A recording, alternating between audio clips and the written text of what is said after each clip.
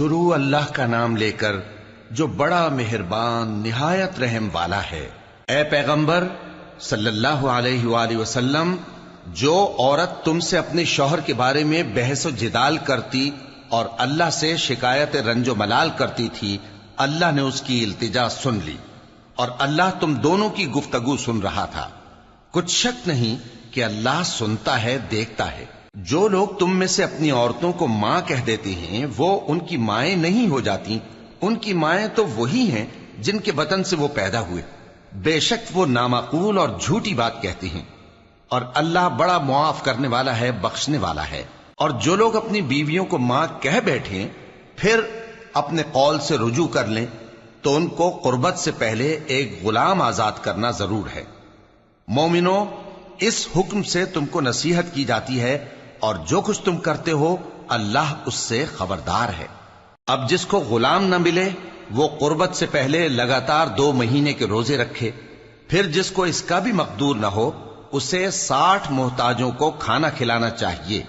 یہ حکم اس لیے ہے کہ تم اللہ اور اس کے رسول کے فرما بردار ہو جاؤ، اور یہ اللہ کی حدیں ہیں، اور نہ ماننے والوں کے لیے درد دینے والا عذاب ہے۔ جو لوگ اللہ اور اس کے رسول کی مخالفت کرتے ہیں وہ اسی طرح ذلیل کیے جائیں گے جس طرح ان سے پہلے لوگ ذلیل کیے گئے تھے، اور ہم نے صاف صاف آیتیں نازل کر دی ہیں، اور جو نہیں مانتے ان کو ذلت کا عذاب ہوگا۔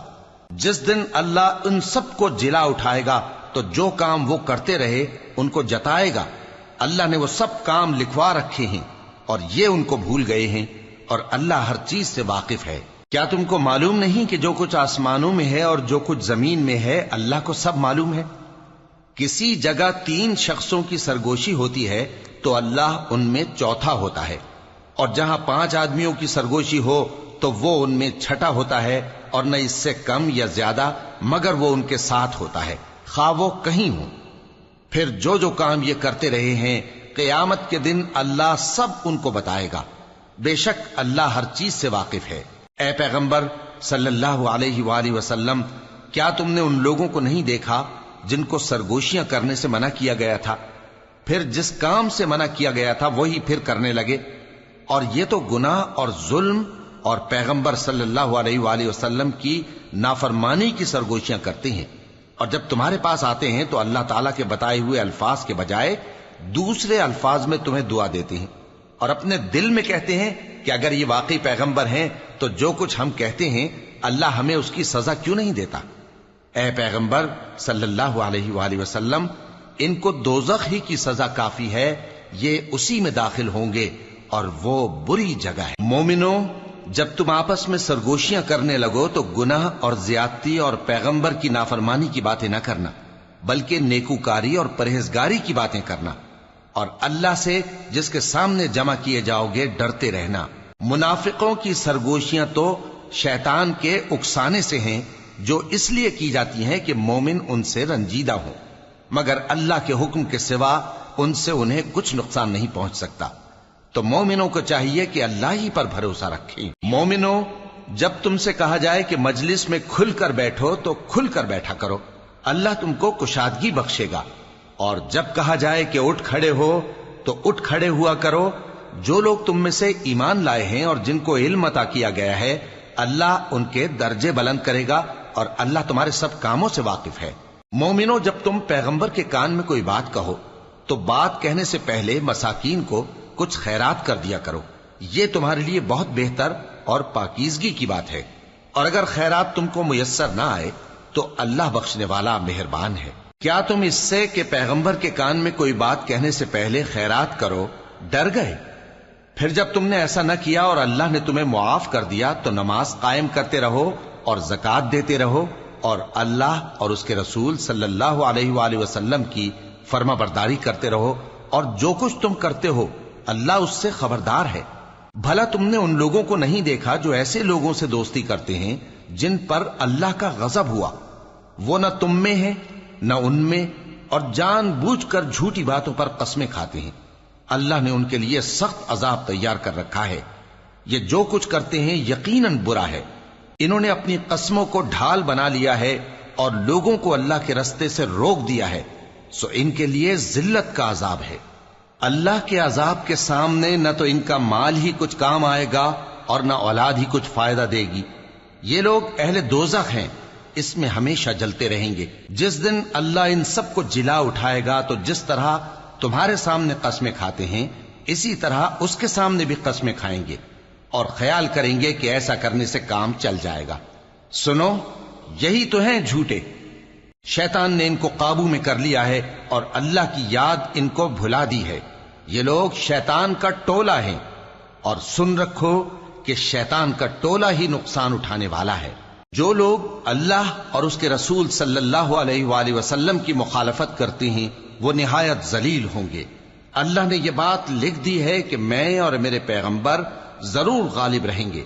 بے شک اللہ زور آور ہے، صاحب اقتدار ہے۔ جو لوگ اللہ پر اور روز قیامت پر ایمان رکھتے ہیں تم ان کو اللہ اور اس کے رسول صلی اللہ علیہ وآلہ وسلم کے دشمنوں سے دوستی کرتے ہوئے نہ دیکھو گے، خواہ وہ ان کے باپ یا بیٹے یا بھائی یا خاندان ہی کے لوگ ہوں۔ یہ وہ لوگ ہیں جن کے دلوں میں اللہ نے ایمان کو نقش کر دیا ہے اور اپنے فیض سے ان کی مدد کی ہے، اور وہ ان کو بہشتوں میں جن کے نیچے نہریں بہہ رہی ہیں داخل کرے گا، جن میں وہ ہمیشہ رہیں گے۔ اللہ ان سے خوش اور وہ اللہ سے خوش۔ یہی لوگ اللہ کی جماعت والے ہیں۔ سن رکھو کہ اللہ کی جماعت والے ہی کامیاب ہوں گے۔ شروع اللہ کا نام لے کر جو بڑا مہربان نہایت رحم والا ہے۔ جو چیزیں آسمانوں میں ہیں اور جو چیزیں زمین میں ہیں سب اللہ کی تسبیح کرتی ہیں، اور وہ غالب ہے، حکمت والا ہے۔ وہی تو ہے جس نے کفار اہل کتاب کو پہلی لشکر کشی پر ہی ان کے گھروں سے نکال دیا۔ مسلمانوں، تمہارے خیال میں بھی نہ تھا کہ وہ نکل جائیں گے، اور وہ لوگ یہ سمجھے ہوئے تھے کہ ان کے قلعے ان کو اللہ کے عذاب سے بچا لیں گے، مگر اللہ نے ان کو وہاں سے آ لیا جہاں سے ان کو گمان بھی نہ تھا، اور اس نے ان کے دلوں میں دہشت ڈال دی کہ اپنے گھروں کو خود اپنے ہاتھوں اور مومنوں کے ہاتھوں سے اجاڑنے لگے۔ تو اے بصیرت کی آنکھیں رکھنے والو، عبرت حاصل کرو۔ اور اگر اللہ نے ان کے بارے میں جلا وطن کرنا نہ لکھ رکھا ہوتا تو ان کو دنیا میں بھی عذاب دے دیتا، اور آخرت میں تو ان کے لیے آگ کا عذاب تیار ہے ہی۔ یہ اس لیے کہ انہوں نے اللہ اور اس کے رسول صلی اللہ علیہ وآلہ وسلم کی مخالفت کی، اور جو شخص اللہ کی مخالفت کرے تو اللہ اسے سخت عذاب دینے والا ہے۔ مومنوں، کھجور کے جو درخت تم نے کاٹ ڈالے یا ان کو ان کی جڑوں پر کھڑا رہنے دیا، سو یہ اللہ کے حکم سے تھا، اور اس سے مقصود یہ تھا کہ وہ نافرمانوں کو رسوا کرے۔ اور اے مسلمانوں، جو مال اللہ نے اپنے پیغمبر کو ان لوگوں سے جنگ کے بغیر دلوایا ہے اس میں تمہارا کچھ حق نہیں، کیونکہ اس کے لیے نہ تم نے گھوڑے دوڑائے نہ اونٹ، لیکن اللہ اپنے پیغمبروں کو جن پر چاہتا ہے غالب کر دیتا ہے، اور اللہ ہر چیز پر قادر ہے۔ جو مال اللہ نے اپنے پیغمبر صلی اللہ علیہ وآلہ وسلم کو بستیوں والوں سے دلوایا ہے وہ اللہ کے اور پیغمبر کے قرابت والوں کے اور یتیموں کے اور حاجت مندوں کے اور مسافروں کے لیے ہے، تاکہ جو لوگ تم میں دولت مند ہیں انہی کے ہاتھوں میں نہ گردش کرتا رہے، اور جو چیز تم کو پیغمبر صلی اللہ علیہ وآلہ وسلم دیں وہ لے لو، اور جس سے منع کریں اس سے باز رہو، اور اللہ سے ڈرتے رہو، بے شک اللہ سخت عذاب دینے والا ہے۔ اور ان ضرورت مند مہاجروں کے لیے بھی جو اپنے گھروں اور مالوں سے خارج اور جدا کر دیے گئے ہیں، جو اللہ کے فضل اور اس کی خوشنودی کے طلبگار اور اللہ اور اس کے پیغمبر کے مددگار ہیں، یہی لوگ سچے ہیں۔ اور ان لوگوں کے لیے بھی جو مہاجرین سے پہلے اس گھر یعنی مدینے میں مقیم ہیں اور ایمان میں مضبوط ہیں، اور جو لوگ ہجرت کر کے ان کے پاس آتے ہیں وہ ان سے محبت کرتے ہیں، اور جو کچھ ان کو ملا اس سے اپنے دل میں کچھ خواہش اور خلش نہیں پاتے، اور ان کو اپنی جانوں پر مقدم رکھتے ہیں خواہ وہ خود بھی فاقے سے ہوں۔ اور جو شخص خود غرضی سے بچا لیا گیا تو ایسے ہی لوگ بامراد ہیں۔ اور ان کے لیے بھی جو ان مہاجرین کے بعد آئے اور دعا کرتے ہیں کہ اے پروردگار ہمارے اور ہمارے بھائیوں کے جو ہم سے پہلے ایمان لائے ہیں گناہ معاف فرما، اور مومنوں کی طرف سے ہمارے دل میں کینہ و حسد نہ پیدا ہونے دے، اے ہمارے پروردگار تو بڑا شفقت کرنے والا ہے، مہربان ہے۔ کیا تم نے ان منافقوں کو نہیں دیکھا جو اپنے کافر بھائیوں سے جو اہل کتاب ہیں کہا کرتے ہیں کہ اگر تم جلا وطن کیے گئے تو ہم بھی تمہارے ساتھ نکل چلیں گے اور تمہارے بارے میں کبھی کسی کا کہا نہ مانیں گے، اور اگر تم سے جنگ ہوئی تو تمہاری ہی مدد کریں گے، مگر اللہ ظاہر کیے دیتا ہے کہ یہ جھوٹے ہیں۔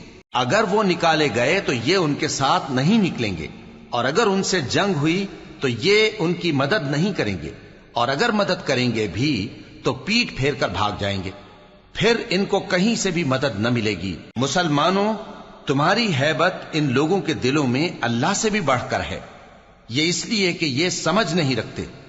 یہ سب جمع ہو کر بھی تم سے نہیں لڑ سکیں گے، مگر بستیوں کے قلعوں میں پناہ لے کر یا دیواروں کی اوٹ سے۔ ان کے آپس میں بھی بڑی لڑائی رہتی ہے، تم خیال کرتے ہو کہ یہ اکٹھے ہیں، حالانکہ ان کے دل پھٹے ہوئے ہیں۔ یہ اس لیے کہ یہ بے عقل لوگ ہیں۔ ان کا حال ان لوگوں کا سا ہے جو ان سے کچھ ہی پیشتر اپنے کرتوت کی سزا کا مزہ چکھ چکے ہیں، اور ان کے لیے دکھ دینے والا عذاب تیار ہے۔ منافقوں کی مثال شیطان کی سی ہے کہ انسان سے کہتا رہا کہ کافر ہو جا، پھر جب وہ کافر ہو گیا تو کہنے لگا کہ مجھے تجھ سے کچھ سروکار نہیں، مجھ کو تو اللہ رب العالمین سے ڈر لگتا ہے۔ تو دونوں کا انجام یہ ہوا کہ دونوں دوزخ میں جائیں گے، ہمیشہ اس میں رہیں گے، اور بے انصافوں کی یہی سزا ہے۔ اے ایمان والو، اللہ سے ڈرتے رہو، اور ہر شخص کو دیکھنا چاہیے کہ اس نے کل یعنی آخرت کے لیے کیا سامان بھیجا ہے۔ اور ہم پھر کہتے ہیں کہ اللہ سے ڈرتے رہو، بے شک اللہ تمہارے سب اعمال سے خبردار ہے۔ اور ان لوگوں جیسے نہ ہو جانا جنہوں نے اللہ کو بھلا دیا تو اللہ نے انہیں ایسا کر دیا کہ وہ خود اپنے آپ کو بھول گئے۔ یہی لوگ ہیں نافرمان۔ اہل دوزخ اور اہل بہشت برابر نہیں، اہل بہشت ہی کامیابی حاصل کرنے والے ہیں۔ اگر ہم یہ قرآن کسی پہاڑ پر نازل کرتے تو تم اس کو دیکھتے کہ اللہ کے خوف سے دبا اور پھٹا جاتا ہے۔ اور یہ مثالیں ہم لوگوں کے لیے بیان کرتے ہیں تاکہ وہ غور کریں۔ وہی اللہ ہے جس کے سوا کوئی معبود نہیں، پوشیدہ اور ظاہر کا جاننے والا، وہ بڑا مہربان ہے، نہایت رحم والا ہے۔ وہی اللہ ہے جس کے سوا کوئی عبادت کے لائق نہیں، بادشاہ حقیقی، ہر عیب سے پاک، سلامتی دینے والا، امن دینے والا، نگہبان، غالب، زبردست، بڑائی والا۔ اللہ مشرکوں کے شرک سے پاک ہے۔ وہی اللہ تمام مخلوقات کا خالق، ایجاد و اختراع کرنے والا، صورتیں بنانے والا، اس کے سب اچھے سے اچھے نام ہیں۔ جتنی چیزیں آسمانوں اور زمین میں ہیں سب اس کی تسبیح کرتی رہتی ہیں، اور وہ غالب ہے، حکمت والا ہے۔ شروع اللہ کا نام لے کر جو بڑا مہربان نہایت رحم والا ہے۔ مومنو، اگر تم میری راہ میں لڑنے اور میری خوشنودی طلب کرنے کے لیے مکے سے نکلے ہو تو میرے اور اپنے دشمنوں کو دوست نہ بناؤ۔ تم تو ان کو دوستی کے پیغام بھیجتے ہو، اور وہ دین حق سے جو تمہارے پاس آیا ہے منکر ہیں، اور اس وجہ سے کہ تم اپنے پروردگار یعنی اللہ تعالیٰ پر ایمان لائے ہو، پیغمبر صلی اللہ علیہ وآلہ وسلم کو اور تم کو جلا وطن کرتے ہیں۔ تم ان کی طرف پوشیدہ پوشیدہ دوستی کے پیغام بھیجتے ہو، اور جو کچھ تم مخفی طور پر اور جو علل اعلان کرتے ہو وہ مجھے معلوم ہے، اور جو کوئی تم میں سے ایسا کرے گا وہ سیدھے رستے سے بھٹک گیا۔ اگر یہ کافر تم پر قدرت پالیں تو تمہارے دشمن ہو جائیں، اور ایذا کے لیے تم پر ہاتھ بھی چلائیں اور زبانیں بھی، اور یہ چاہتے ہیں کہ تم کسی طرح کافر ہو جاؤ۔ قیامت کے دن نہ تمہارے رشتے ناتے کام آئیں گے اور نہ اولاد۔ اس روز وہی تم میں فیصلہ کرے گا، اور جو کچھ تم کرتے ہو اللہ اس کو دیکھتا ہے۔ مسلمانوں، تمہیں ابراہیم اور ان کے رفقا کی نیک سیرت کو اپنانا ضروری ہے۔ جب انہوں نے اپنی قوم کے لوگوں سے کہا کہ ہم تم سے اور ان بتوں سے جن کو تم اللہ کے سوا پوجتے ہو بے تعلق ہیں، ہم تمہارے معبودوں کے کبھی قائل نہیں ہو سکتے، اور جب تک تم ایک اللہ پر ایمان نہ لاؤ ہم میں تم میں ہمیشہ کھلم کھلا عداوت اور دشمنی رہے گی۔ ہاں، ابراہیم نے اپنے باپ سے یہ ضرور کہا تھا کہ میں آپ کے لیے مغفرت مانگوں گا، اور میں اللہ کے سامنے آپ کے بارے میں کسی چیز کا کچھ اختیار نہیں رکھتا۔ اے ہمارے پروردگار، تجھی پر ہمارا بھروسہ ہے، اور تیری ہی طرف ہم رجوع کرتے ہیں، اور تیرے ہی حضور میں ہمیں لوٹ کر آنا ہے۔ اے ہمارے پروردگار، ہم کو کافروں کے ذریعے فتنے میں نہ ڈالنا، اور اے ہمارے پروردگار ہمیں معاف فرما، بے شک تو غالب ہے، حکمت والا ہے۔ تم مسلمانوں کو یعنی جو کوئی اللہ کے سامنے جانے اور روز آخرت کے آنے کی امید رکھتا ہو اسے ان لوگوں کی نیک سیرت اپنانی چاہیے، اور جو روگردانی کرے تو اللہ بھی بے نیاز ہے، لائق حمد و ثنا ہے۔ عجب نہیں کہ اللہ تم میں اور ان لوگوں میں جن سے تم دشمنی رکھتے ہو دوستی پیدا کر دے، اور اللہ قادر ہے اور اللہ بخشنے والا ہے، مہربان ہے۔ جن لوگوں نے تم سے دین کے بارے میں جنگ نہیں کی اور نہ تم کو تمہارے گھروں سے نکالا، ان کے ساتھ بھلائی اور انصاف